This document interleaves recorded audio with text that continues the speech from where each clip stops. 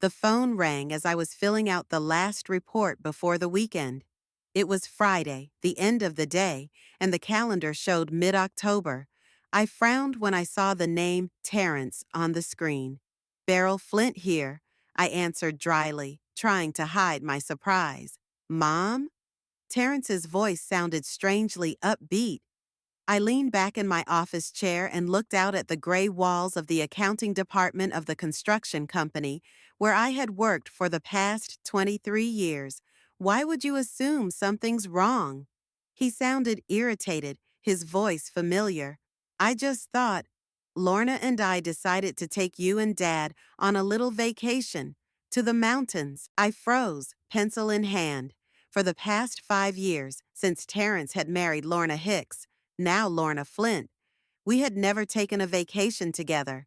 Even at Christmas, they usually went to Lorna's parents in Oregon. To the mountains? I asked again. You know your father isn't much for that kind of thing. I already talked to him, Terrence answered quickly. It's typical of Garth to put the decision on me. After 30 years of marriage, I'm used to having to make all the unpleasant decisions. When are you planning this trip? Next weekend, Lorna found a great place in a national park nearby. It's just for 2 nights. We just thought it would be nice to spend some time together. Family time. The word family came out of his mouth almost ironically. Our family had long since ceased to be something coherent. We were 4 people bound by blood and marriage papers, but not by emotional intimacy.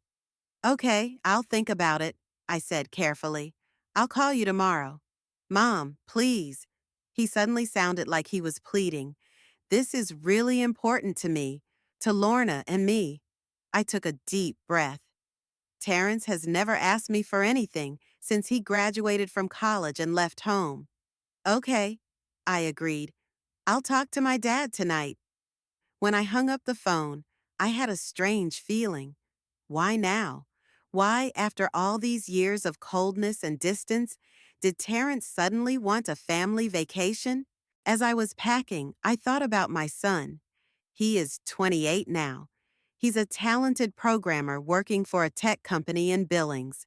He married Lorna 5 years ago when they both graduated from university. Lorna is a lawyer specializing in environmental law. She is an ambitious, driven woman who has always known what she wanted out of life. Unlike me, the road home was familiar. Billings is not a very big city, although it is the largest in Montana. I drove down familiar streets, past buildings that have watched over my life for the past 30 years. Our house is located in a quiet suburb where most of the neighbors are just like us, middle-aged and older people whose children are long grown and gone. Garth was already home when I arrived. He was sitting in the living room, watching some program about wildlife. He didn't even turn his head when I walked in. Terrence called, I said, hanging up my jacket. I know, he replied, not taking his eyes off the screen. I walked into the kitchen and started preparing dinner. My communication with Garth had long since turned into an exchange of necessary information and the performance of habitual actions. We slept in the same bed, ate at the same table, but rarely really talked. After Terrence left home, it was as if the last thread that connected us with anything more than habit had disappeared. So, what do you think about this trip? I asked as we sat down at the table. Garth looked up at me gray, tired, with wrinkles in the corners. At 56, he looked older than his age. His job as a labor inspector took all his energy, though he never complained. And you? He asked, a question to a question. I shrugged my shoulders. I don't know. It's strange, isn't it? They've never invited us out before. Maybe they want to mend fences, Garth said, picking up his fork. Why would they? I couldn't help but be sarcastic. After your mother made his childhood hell and we did nothing? Garth's expression changed for a moment. Something flashed in his eyes, pain, guilt, but it quickly disappeared. My mother died 3 years ago, Beryl. Terrence is a grown man. Maybe he's decided to leave the past in the past. I shook my head skeptically. Muriel Flint was a horrible woman who hated me from the first day I met her and took that hatred out on her grandson. She lived with us when Terrence was a baby and constantly criticized him, belittled him, did everything she could to undermine his self-confidence. And we let her do it.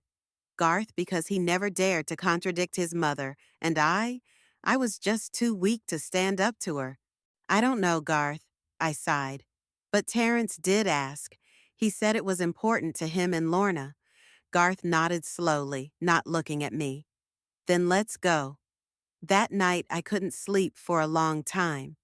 I lay next to my husband, listening to his steady breathing, and thought about my son, whom I seemed to have lost years ago. I remember the day Terrence brought Lorna to meet us. He was so tense, as if he expected a disaster. Lorna, on the other hand, was confident, even defiant. She entered our house and seemed to take in everything, the furniture, the paintings on the walls, even us, with one attentive glance of her penetrating brown eyes. We ate dinner, exchanging platitudes, and then Terrence announced that they were engaged. I remember trying to feign joy and delight, but I felt only anxiety. There was something in the way Lorna looked at my son, as if she knew something about him that we, his parents, did not. The next day, I called Terrence and told him that Garth and I were going to go on the trip. He replied with a short grate and promised to email the details.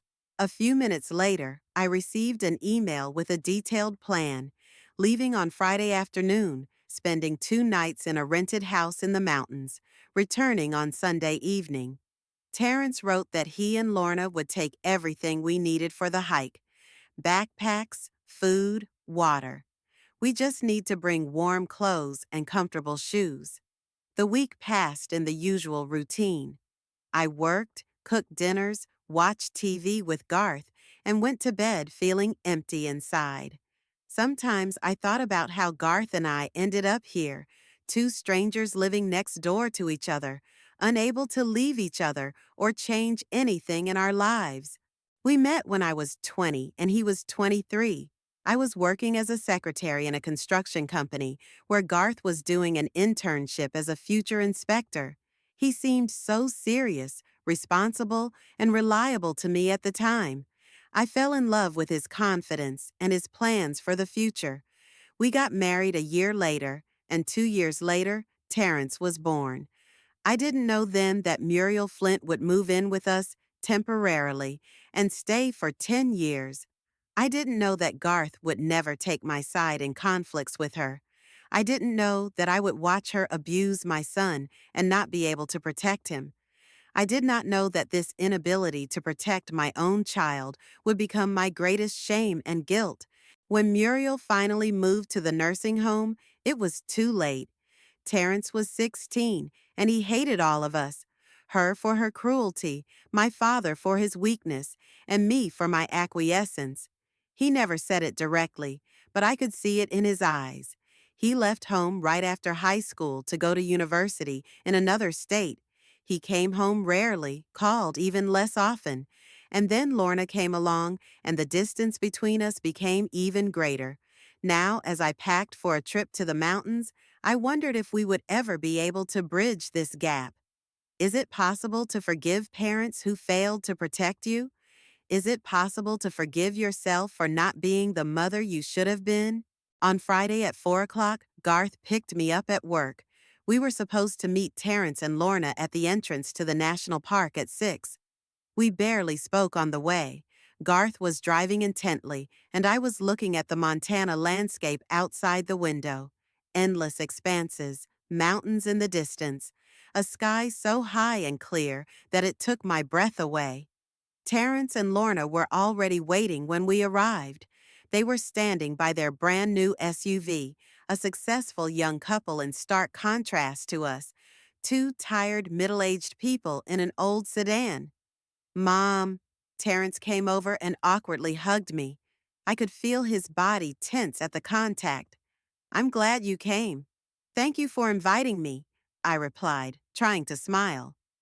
Lorna's greeting was more reserved. She was a beautiful woman, tall, slender, with thick brown hair and the same penetrating brown eyes that assessed everything around her. The house is ready, she said. You can follow us.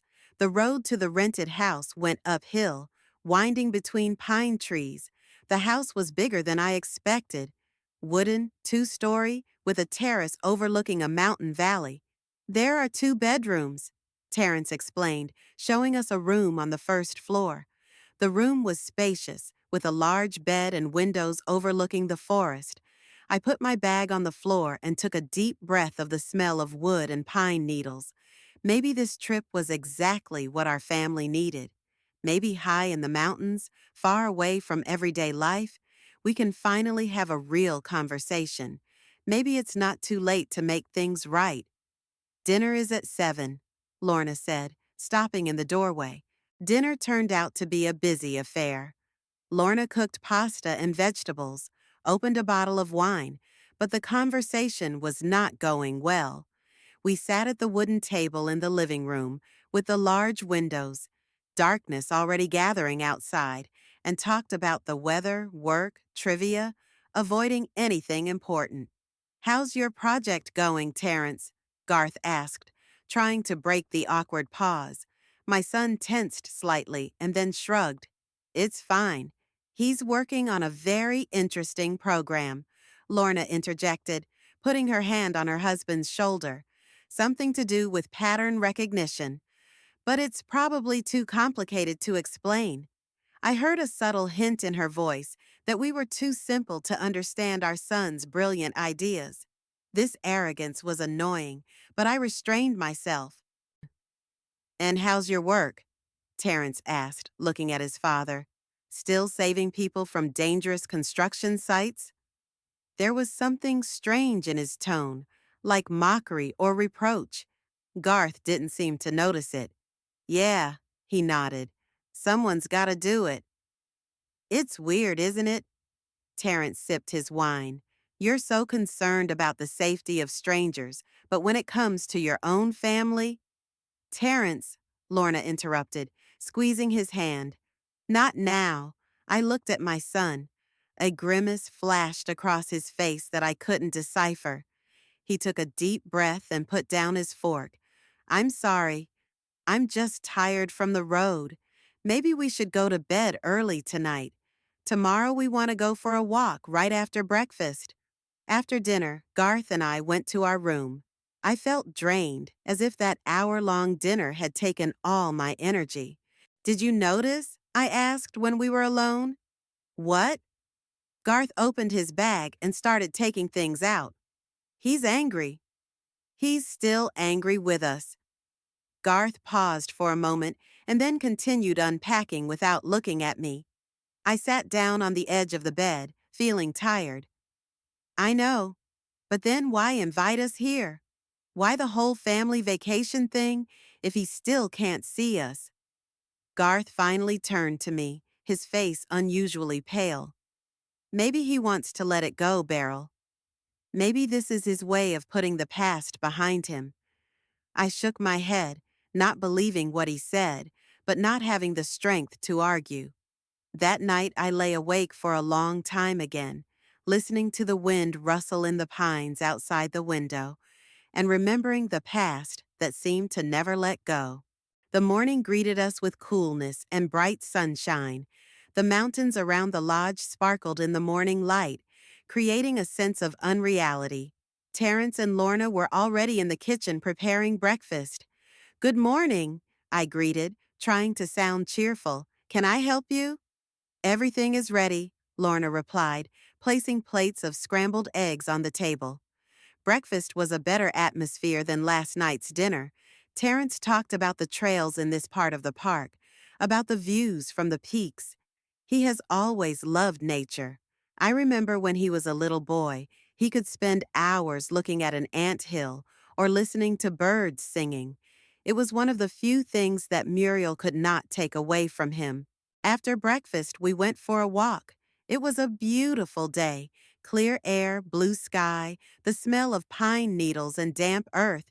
The trail we were walking on winded between old pine trees, gradually climbing higher into the mountains. It's beautiful here, I said, admiring the scenery. Yes, Terence agreed, walking ahead of me. It's peaceful. Lorna walked beside him, dressed in expensive hiking pants and a jacket. She looked back from time to time, as if to check that Garth and I were keeping up. Her eyes were attentive, almost studying. "We won't keep you," Garth said, as if he had read her mind. "I go to construction sites regularly, and your mother climbs the stairs to her third-floor office every day." Lorna just smiled and turned away. There was something about that smile that made me shudder. We went higher and higher, and I noticed that Garth often stopped to catch his breath. He looked anxious, but not from the physical exertion. His eyes kept wandering between Terence and the trail ahead, as if he was waiting for something. "Are you okay?" I asked during one of these stops. "Yeah," he replied too quickly. "It just feels weird to be back here. Have you been here before?" He hesitated for a moment and then shook his head. "Not here specifically, but in the mountains, when I was a kid." It was strange. In 30 years of marriage, Garth had rarely recalled his childhood, much less any pleasant moments associated with it. Muriel raised him alone, and judging by the way she treated Terence, her motherhood was hardly full of tenderness and care. Around noon, we reached a small plateau with a breathtaking view of the valley. Lorna pulled out a thermos of coffee and sandwiches from her backpack. "This is a good place for a picnic," she said, spreading out a small camping blanket. We sat down, enjoying the rest and the scenery. The mountains around us looked eternal and unchanging, indifferent to the little human dramas that unfolded on their slopes. "Do you remember when we went to Yellowstone Park?" Terence suddenly asked, looking at me. I nodded, amazed that he remembered that moment. That trip was one of the few happy memories we had together. "Yes, I remember. We saw geysers and bison, and Grandma was always complaining about the weather, the food, and my insufferable behavior," Terence added bitterly. I rolled my eyes. Yes, Muriel was with us on that trip. And yes, she made it almost torture with her constant complaining and criticism. "She was a difficult person," Garth said, looking off into the distance. "Difficult?" Terence laughed bitterly. "That's very diplomatic, Dad. She was terrible, and you knew it. We both knew." I felt my chest tighten with pain and shame. Yes, we knew. Every night I would hear her go into Terence's room and whisper terrible things to him, that he was stupid, that he was a burden to his parents, that he would never make it. "Terence, we can't change the past," Garth said quietly. "But maybe we can try to build a better future." "A better future?" Terence repeated, a strange smile flashing across his face. "Yeah, that's what I've been thinking about lately." Lorna, who had been listening to our conversation in silence, suddenly stood up. "We should go if we want to get to the top and get back before dusk." We gathered our things and continued on our way. Now the trail became steeper, passing through a rocky area. In some places, we had to walk along a narrow ledge, where a stone wall rose on the right and a cliff on the left.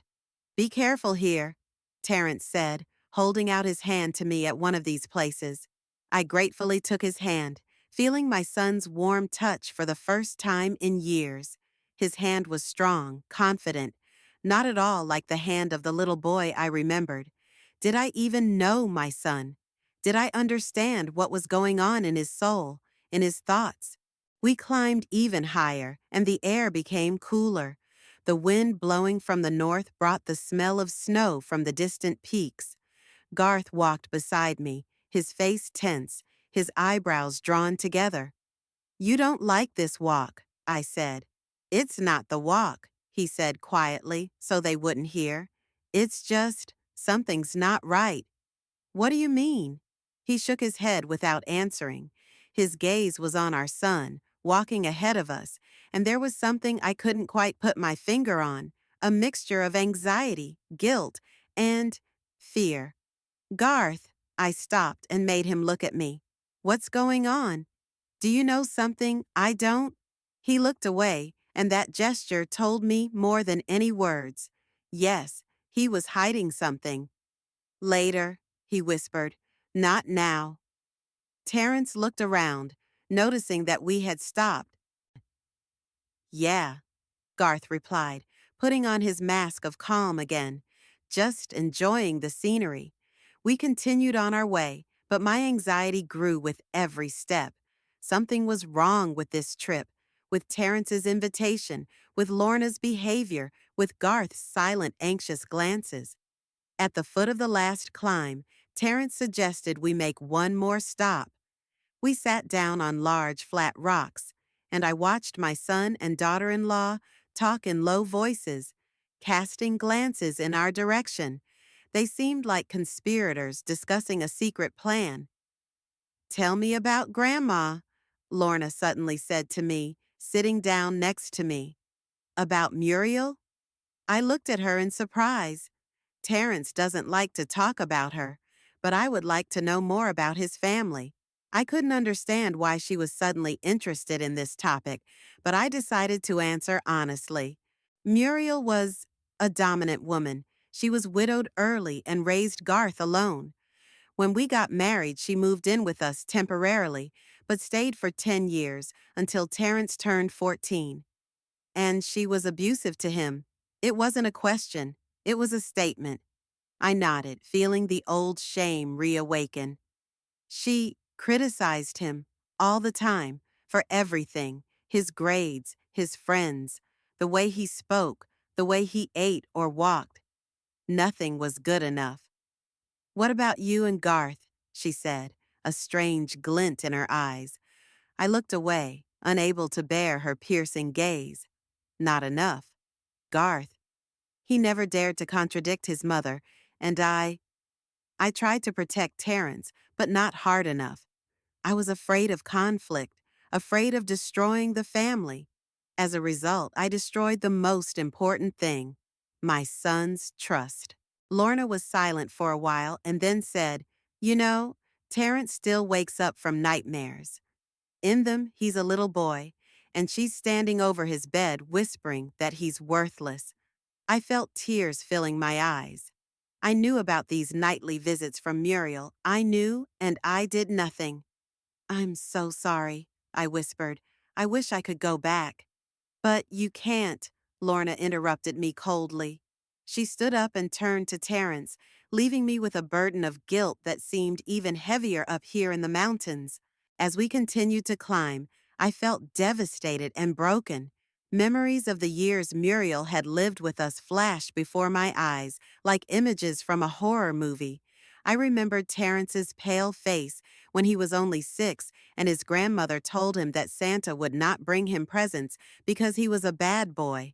I remembered his tears when he was 9 and she tore up a drawing he had been working on all day because she thought it was untalented. I remembered his 13th birthday when she said she regretted that he was ever born. And worst of all, I remembered how after every such incident, I would come to his room, hug him and tell him that everything would be fine, that he just had to wait, that his grandmother was old and didn't understand what she was saying. Lies, lies, lies. Nothing was going to be okay, and we all knew it. The last stretch of the path was the steepest. The trail narrowed to a narrow ledge that skirted a rocky area. To our right was a sheer cliff. To our left was a precipice whose depth I didn't even want to imagine. Be careful here, Terrence said, looking back at us. I followed Garth, keeping as close to the rock as possible. The wind picked up, cold and piercing. It made noise in my ears, drowning out all other sounds. We had almost reached the end of the dangerous section when Terrence suddenly stopped and turned around. His face was calm, but his eyes, I saw something in his eyes that made my heart sink. I understand now, Garth said so quietly that I could barely hear him over the wind. Terrence and Lorna stood in front of us, looking at us. Their faces were surprisingly calm, almost detached. And in that moment, I realized that Garth was right. Something was very, very wrong. Why? Garth asked, looking directly at Terrence. Why now? After all these years? My son looked at his father, and for a moment I thought I saw pain in his eyes. But it quickly disappeared, giving way to something cold and hard. Because I'm ready now, he said simply. I looked from one to the other, not understanding what they were saying, but deep down I felt a growing fear. Something was coming, something terrible, and Garth knew what it was. Garth, I grabbed his arm. What's going on? He turned to me slowly, and in his eyes I saw such an abyss of pain and guilt that it took my breath away. I'm sorry, he whispered. I should have told you. I knew, but I didn't tell you. Time seemed to stand still on that narrow path. The wind picked up, cold and sharp, throwing small pebbles and pine smell in our faces. I looked at Garth, trying to understand the meaning of his words, but before he could explain, Terrence took a step toward us. All these years, my son said, his voice sounding strangely calm, almost distant, I thought I hated you equally. But now I realize that I hate you, Mom, even more. Terrence, I whispered, feeling my heart clench with pain. Please talk to me. Tell me what's going on. What's going on? He laughed bitterly. Justice is finally being served, that's what. Lorna walked over to him and took his hand. Her face was calm and focused, as if she were preparing for something she had been planning for a long time. We have to keep going, she said quietly, but loud enough for me to hear over the wind. This isn't gonna solve anything, Terrence, he said tensely. What you're planning, it's not gonna make you feel better. How do you know? Terrence retorted, his voice for the first time showing the emotion, the anger and pain that had been building up for years. You never took my side. You let her abuse me day after day, year after year. And when I came to you crying, do you know what you said? She's just expressing her love, Terrence. She doesn't mean to hurt you.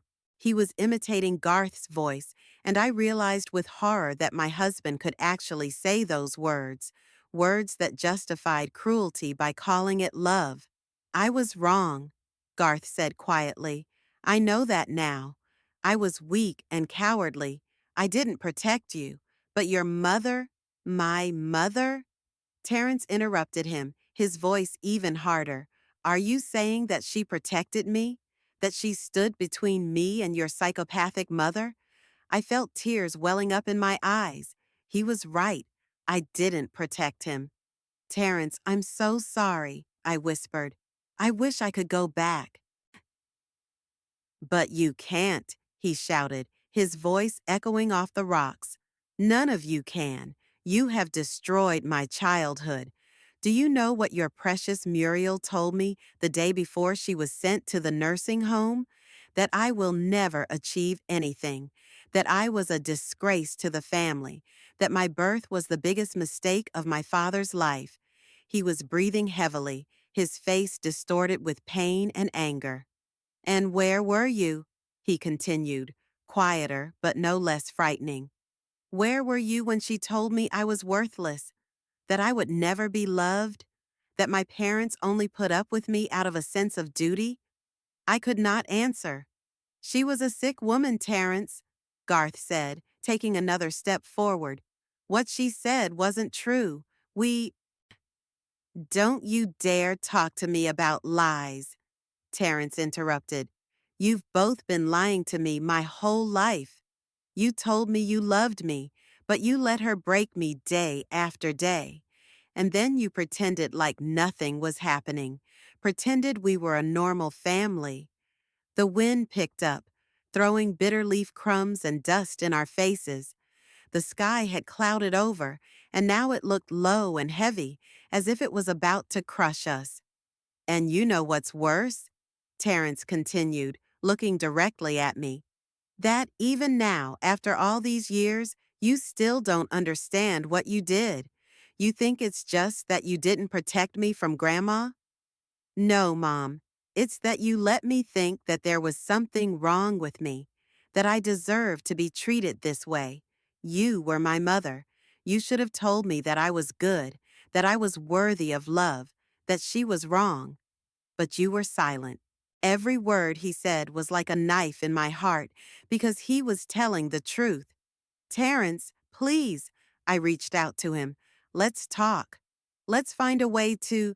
It's too late, Lorna interrupted me, her voice firm and resolute.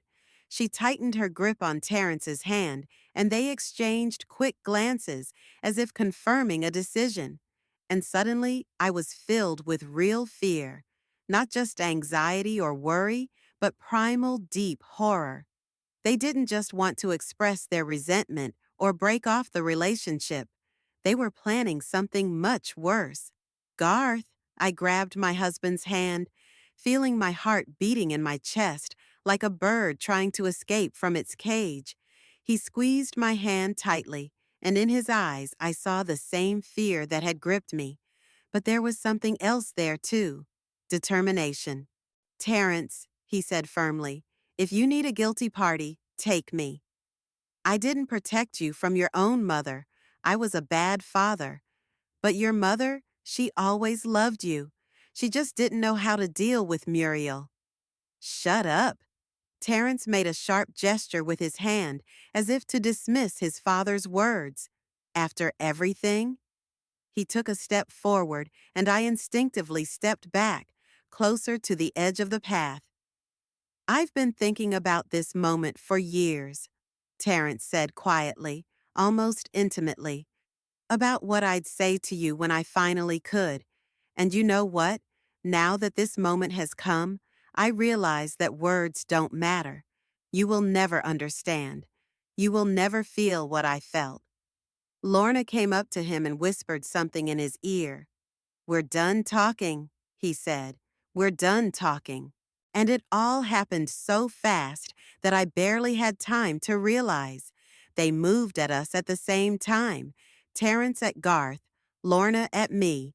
I felt a strong jolt in my chest, saw her face close to mine, pale, focused, with cold determination in her eyes.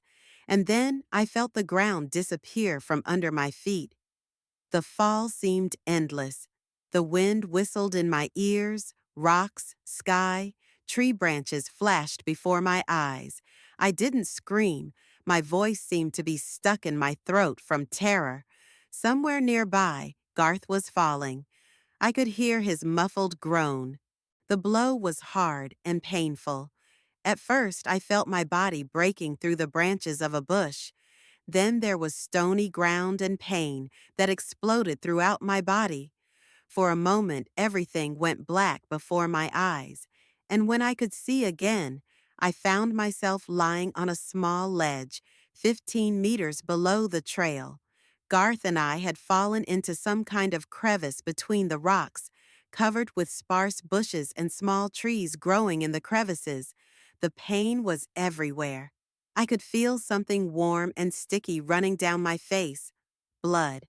My right leg hurt unbearably, and I could not move it. My ribs responded with sharp pain to every breath I took. Garth, I whispered, trying to turn my head. He was lying next to me, twisted in an unnatural position. His face was covered in blood from a head wound, his eyes closed. Garth, I called out louder, reaching out to him. His eyelids fluttered and then opened. Beryl? His voice was barely audible. Don't move. We have to call for help, I whispered, feeling the pain pulsing through my body. No, he grabbed my hand weakly. Don't move. Play dead. I didn't understand why he was saying this, but something in his eyes, a desperate insistence, made me obey. I froze, closing my eyes, but leaving a narrow slit between my eyelids to see. Above us, on the path, two figures appeared, Terrence and Lorna. They cautiously peeked over the edge, looking down to where we lay bloody and motionless. "Do you see them?" Terence asked, his voice coming to me muffled but clear in the mountain air. "Yes," Lorna replied. "They're not moving." "Are you sure they're dead?" "From a fall like that? They have to be, especially at their age." I could feel my heart pounding in my chest, but I forced myself to lie still like Garth had said. "We should check," Terence said, doubt in his voice. "There's no time," Lorna argued. "If someone sees us going down there—" "No, we have to go now. There are other hikers on the trail. We have to get back to the lodge, pack our things, and leave before anyone comes looking for us." "And if they survive?" "Not likely. But even if they do, it's an accident. Tourists fell off a cliff. These things happen. You have a video of us walking separately from them. No one will suspect anything." There was silence, and I could almost physically feel Terence hesitate. Then he said, "Okay, let's go back." "Let's take the upper trail," Lorna suggested. Their footsteps moved away and then stopped altogether. I still lay still, afraid to move. What if they come back? What if it's a trap? "They're gone," Garth whispered after a few minutes. I slowly opened my eyes and saw that he was trying to sit up, grimacing in pain. "Careful," I said. "You have blood on your head." "So do you." He looked at me with concern. "How badly are you hurt?" I tried to assess my condition. The pain was everywhere, but the worst was in my leg. "I think my right leg is broken," I said, "and maybe a few ribs." "And you?" "My wrist is definitely broken." He held up his left hand, which was already starting to swell. "And I think something with my ribs. My head is smashed, but I don't think it's serious." We sat on a rocky ledge, bloody and injured, looking at each other with a mixture of shock, pain, and, in my case, utter incomprehension. "Garth," I said, feeling anger slowly rising through the pain and shock. "What the hell just happened? Did you know? Did you know they were planning to kill us?" He looked away, and that was all I needed to know. "Oh my God," I whispered, feeling a new wave of terror wash over me. "And you came here anyway." "I wasn't sure," he answered quietly. "I suspected, but I didn't want to believe. I didn't want to believe that our son was really capable of such a thing." "But you suspected enough to tell me to play dead when we fell." I couldn't hide the bitterness in my voice. He nodded slowly. "Terence called me a week before he called you. He said he wanted us to go to the mountains. He said it was time to settle some things from the past." Something in his voice scared me, but I thought it was just words, that he wanted to express his resentment, maybe even break up with us. But not that. He paused, looking at his bloody hands. "And then, when we got here, I started to notice things. The way they looked at each other, the way Lorna kept checking the time, conversations that would suddenly stop when we entered a room. But what scared me the most was Terrence's backpack." "What's wrong with it?" I asked, feeling a chill run down my back, and it wasn't due to the mountain wind. "Last night I couldn't sleep and went down to the kitchen to get a drink of water. Their backpack was on the table, partially opened, and I saw—" He stopped, as if not daring to say the words. "What did you see, Garth?" "A rope, a new climbing rope, and gloves, and some papers. Looked like insurance policies. Our insurance policies." I felt nausea rising in my throat. "You mean they were planning to fake a mountain climbing accident? To get insurance?" Garth shook his head. "I don't think it's just about the money barrel. They both make good money. I think the money was just a nice bonus. Terrence's main motivation is revenge." "Revenge? For what? For not protecting him from your mother?" I couldn't believe that was a good enough reason to kill. "It's not just that, Beryl. For everything. for letting him believe he was worthless, for being just as cruel as my mother, just in a different way. What are you talking about? I whispered, feeling the coldness spread throughout my body. You were never cruel to him. No, he laughed bitterly. What about the times I ignored him because of my own problems? What about the time he got an honor at school and I didn't come to the ceremony because I was busy? Or the time he tried to tell me about his nightmares and I told him to be a man and not to whine? I was a cold and distant father, Beryl, just like my father was before me, before he died, and just like my mother taught me to be.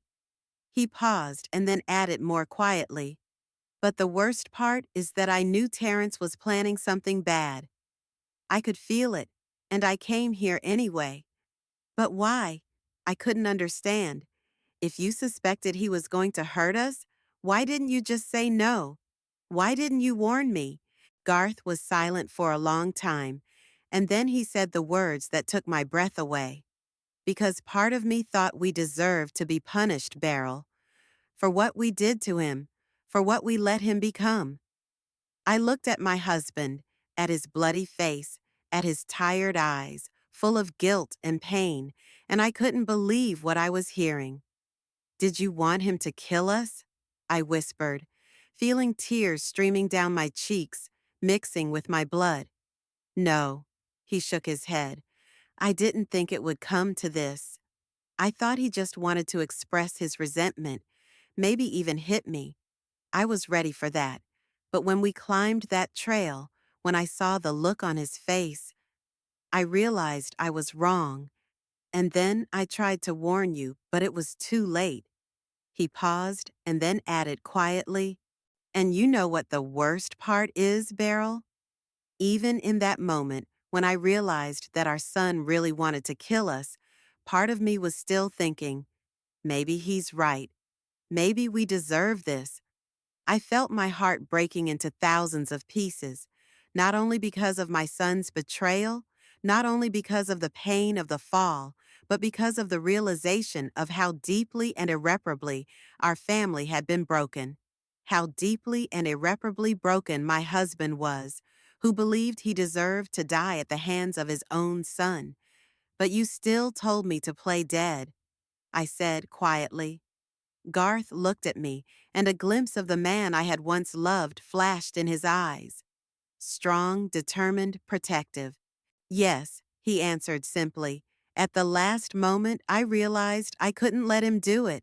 Not because we don't deserve to be punished, but because he doesn't deserve to become a murderer, our killer. I failed him as a father, Beryl, but I couldn't fail him again by letting him do something he would regret for the rest of his life. We sat in silence, wounded and broken, looking at each other with a new understanding how badly we had all been damaged. Terrence by his grandmother and our inability to protect him, Garth by his mother and what she had made him become, me by my weakness and fear. What now? I finally asked. They think we're dead, but we are alive, even if we are wounded. What do we do now? Garth looked up at the trail we'd been pushed off of, and then at the rocky slope below. First, we have to get out of here, he said decisively, and then we'll decide what to do with the truth. Descending the rocky ledge turned out to be a real challenge. My right leg refused to support my weight, and sharp pain pierced my entire body with every movement. Garth, with a broken wrist and a bruised head, tried to support me, but he could barely stand. We need to move down, he said, looking around, to where there are more trees. If we can get down to the forest line, we might find some kind of path or stream that will lead us to the road. I nodded, not having the strength to argue.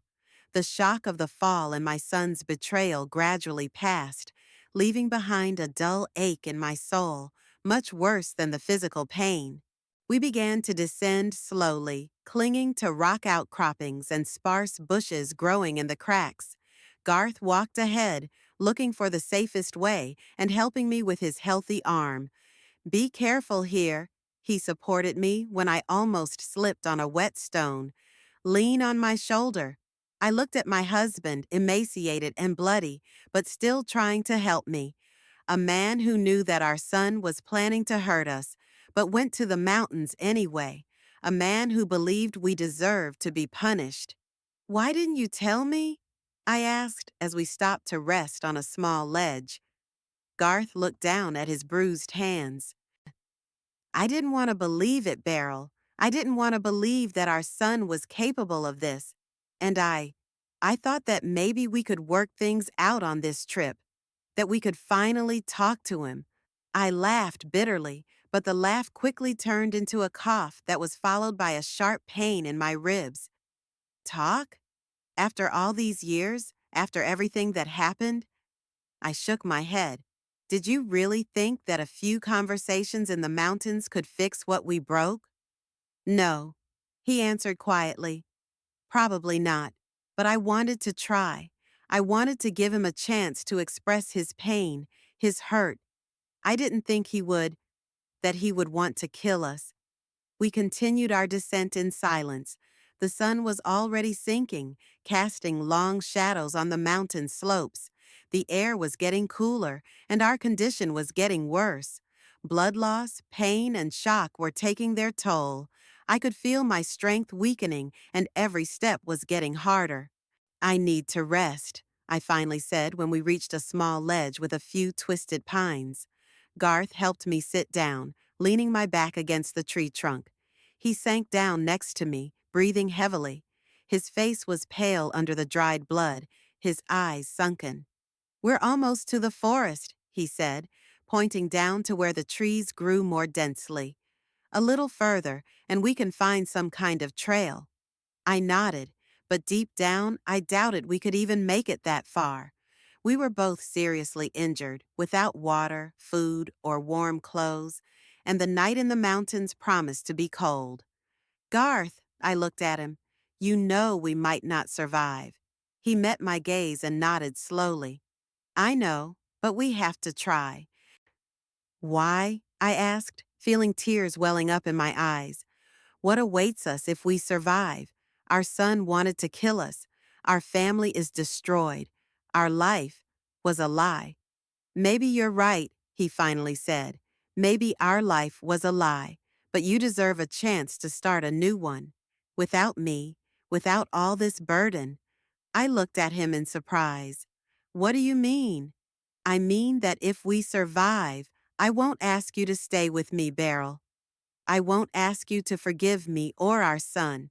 I just want you to have a chance to find happiness somewhere else, with someone else, or on your own. His words struck me with their directness and sincerity. In 30 years of marriage, Garth had rarely spoken so openly about his feelings. You think I can just start a new life? After everything that's happened, I asked. I think you're stronger than you know, he replied simply. You've always been stronger than me. I just never gave you a chance to show it. We sat in silence, watching the last rays of the sun disappear behind the mountains. The cold wind rustled in the pine branches, reminding us that the night was going to be long and hard. We need to find shelter, Garth said, trying to get up. I nodded, gathering the last of my strength to continue on. But before we could move, we heard voices somewhere above us. Is anyone here? We froze, listening intently. Could Terrence and Lorna have come back to check if we were really dead? We heard a scream. Is someone there? The voices were unfamiliar, a man and a woman, but not our son and daughter-in-law. Help! Garth shouted, gathering all his strength. We need help. A few minutes later, two figures appeared on the ledge above us, a young couple in hiking gear. Oh my God, the woman exclaimed when she saw us. What happened? We fell off the trail, Garth replied without going into details. She needs medical attention. The man quickly came down to us, assessing the situation. I'm a volunteer rescuer, he said, examining my leg. It looks like a fracture. And you both might have concussions. Can you move? With help, I replied, feeling the hope of rescue returning to me. Debbie? He turned to his companion. Go down the trail and try to get a signal. Call the rescuers. Tell them we have two injured hikers, both in their 50s, with possible fractures and concussions. The woman nodded and quickly disappeared behind the trees. The man Mike, as he introduced himself, helped us get comfortable, took a thermal blanket and a bottle of water out of his backpack. The rescuers will be here in an hour or two, he said. We need to keep you warm until they arrive. As he stepped aside to find material for a small fire, Garth leaned over to me. We're not saying anything about Terrence and Lorna, he whispered. First, we need to get out of here and get some medical attention. I nodded, too exhausted to argue. The question of what to do with our son could wait. The main thing now was to survive. The next few hours passed in a blur. The arrival of rescuers, a difficult evacuation from the slope on a stretcher, a flight in a rescue helicopter to the nearest hospital, the pain, the cold, the bright lights, the voices of the doctors, and Garth's constant presence by my side, silent but reassuring. At the hospital, we were separated. I was taken for surgery. My leg was broken in two places and needed metal plates. Garth was taken for examination of his wrist and head. When I woke up from anesthesia, it was already late at night. The ward was drowning in semi-darkness, with only a dim lamp near the door casting a faint light. I was lying in a hospital bed. My leg was in a plaster cast, and I had an intravenous drip connected to my arm.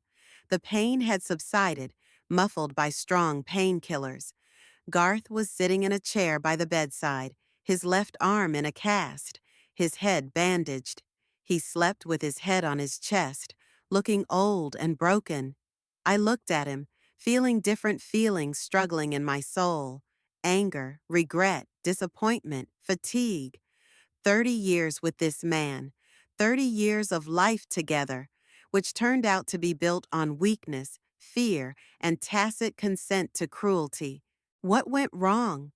When exactly did we turn down the path that led us here, to a hospital room, broken and betrayed by our own son? Perhaps the moment when Garth did not dare to confront his mother? Or when I decided that family peace was more important than my child's well-being? Or perhaps even earlier, when we both decided that we could create a healthy family while being damaged and incapable of real intimacy? Garth moved and opened his eyes. Seeing that I was awake, he straightened up in his chair. How do you feel? He asked quietly. Like I've been pushed off a cliff, I replied with bitter irony. And you? He smiled weakly, but his eyes remained serious. The doctor said you'll need a long rehabilitation. And your arm? A simple wrist fracture. It should heal in 6 to 8 weeks. The head? A mild concussion. It could have been worse. We were silent for a while, not sure what to say to each other after everything that had happened. The police came by, Garth finally said. They asked about the accident. What did you tell them? That we were walking down the trail. A rock caved in under our feet, and we fell. Nothing about Terrence and Lorna. I nodded, relieved and anxious at the same time. Relief that we wouldn't have to explain why our own son wanted to kill us. Anxiety, because part of me felt that he shouldn't go unpunished. Are you sure this is the right thing to do? I asked. Garth looked out the window for a long time, where the dawn was breaking over the mountains. I don't know what's right, Beryl. All I know is that I don't want our son to go to prison, not for something that was largely our fault. But he tried to kill us, Garth. Yes, he nodded, and that's unforgivable. But can we blame him without blaming ourselves? We made him this way. We and my mother. I turned away, feeling tears stinging my eyes. He was right, as painful as it was to admit. We were indeed responsible for what our son had become. What now? I asked quietly. I don't know, Beryl. Garth sighed, and I could feel all the fatigue of the years. I really don't know. The weeks that followed were filled with physical pain and heavy thoughts. I was in the hospital, undergoing treatment and initial rehabilitation. Garth came every day, sat silently by my bedside, sometimes helped with meals, or supported me when I tried to move on crutches. We rarely talked about what happened in the mountains, even less often about Terrence. The police closed the case, classifying the incident as a hiking accident. Terrence and Lorna contacted us only once, through a lawyer who sent us documents related to the compensation from the insurance company. Not a word of sympathy, not a question about our condition. Nothing. When I was finally discharged from the hospital, Garth took me home, helped me get settled in the downstairs bedroom we had set up for my rehabilitation. "I'll be in the guest room if you need anything," he said, turning to the door. "Garth," I called to him, "we need to talk." He stopped but didn't turn around. "About what?" "About us. About what happens next." He turned slowly, and I saw a look of deep fatigue on his face. "Do we have a next, Beryl?" I didn't answer right away. Instead, I asked, "Do you remember what you said to me up there in the mountains? That if we survived, you wouldn't ask me to stay with you?" He nodded. "I remember." "Why?" I asked. "Because of what happened? Because of Terrence?" Garth walked over to the window, looking out at the yard, where the autumn leaves were falling. "Not just that," he said quietly. "Everything, Beryl, because of 30 years of marriage that didn't bring you happiness, for the child we failed to protect, for the life we lived as strangers under the same roof." He turned to me, and in his eyes I saw something I hadn't seen in a very long time: sincerity. "You deserve better than I could ever give you. And although I don't want to lose you, I want you to be happy, even if it means living without me." His words struck me with their directness, and perhaps for the first time in years, I really saw Garth not the weak, spineless man he had been in his mother's shadow, but the man he could have been if he hadn't been broken as a child. "I don't know what happiness is, Garth," I said honestly. "I spent 30 years in a marriage where we were both afraid to tell the truth, where we both pretended that everything was normal, when in fact nothing was normal. I don't know if I'll ever learn to be happy." "You will?" he said with sudden confidence. "You're strong, Beryl, stronger than you know, and stronger than I've ever been." He walked to the door and stopped. "I'm going to help you with your rehab. And then we can both start a new life, separately." When he left, I lay there for a long time, looking at the ceiling and thinking about everything that had happened. About the life I lived in the shadow of fear and tacit consent. About my son, whom I failed to protect, and who now hated me so much that he wanted me dead. About my husband, who only now, after 30 years of marriage, finally found the strength to tell the truth. What did I feel? Was it anger? Yes, definitely. Pain? Of course. But most of all, I was tired. Fatigue from the lies, from pretending, from a life that was never real. Maybe Garth was right. Maybe we both needed to start a new life, a life in which we would finally be honest, with ourselves and with others, a life in which we would stop hiding the truth, no matter how painful it was. I didn't know if I could forgive my son. I didn't know if I would ever be able to trust another person after everything that had happened. But I knew one thing. I didn't want to live a lie anymore. I didn't want to pretend that everything was normal, when in fact everything was broken. 2 months later, when my leg had healed enough to move on its own, I filed for divorce. Garth did not object.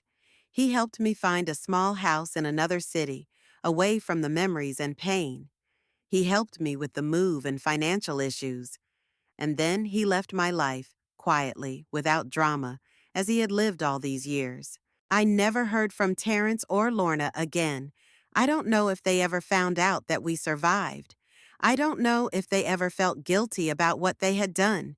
Sometimes I thought about contacting them, telling them that I knew the truth and that, no matter what, I still loved my son. But then I remembered the look on Terrence's face on that mountain trail cold, determined, full of hatred, and realized that some bridges had been burned forever. Today I am 55. I live alone in a small town on the Oregon coast, far from Billings and the memories of my past life. I work as a bookkeeper at a local school, have a few friends, and garden. It's a simple life, but it's mine, and there are no lies in it. Am I happy? I don't know, but I am free, free from the burden of tacit consent, from living in the shadow of fear, from pretending that everything is normal when in fact everything was broken. Sometimes, looking at the ocean, I think about how easily we destroy those we love, how words not spoken in time can hurt more than any shouting, how tacit consent can destroy a child's soul as effectively as open cruelty. I don't know where Terrence is now. I don't know if he has healed from the wounds we inflicted on him. I don't know if he has found peace with himself and his past. But I hope so. I hope that somewhere, somehow, he was able to build a better life than the one we gave him. And as for me, I continue to live day by day, trying to be more honest, brave, real than I was before. I am responsible for my mistakes, for my weakness, for my inability to protect my own child. I'm not looking for forgiveness, neither from Terrence nor from myself, but I am looking for understanding, understanding of how we got to the place where we are, on the edge of a cliff, looking into the eyes of our own son's hatred.